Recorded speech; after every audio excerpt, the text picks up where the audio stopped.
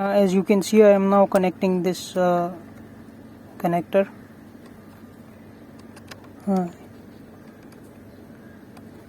in its proper location. Now it is connected, as you have heard the sound. Now the connection is proper. All we need to do is just temporarily add this here.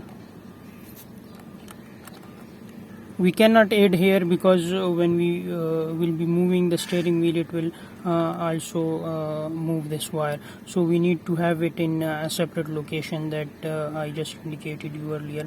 So when I place it here and I push the button for the cruise control on off button, it will be working. So let's just place it somewhere here so that it temporarily gives the negative or the ground for it. Let's just place it here.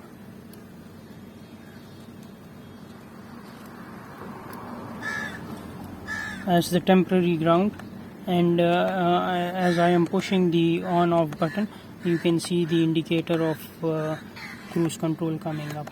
So this will work. All we need to do is just ground this wire now.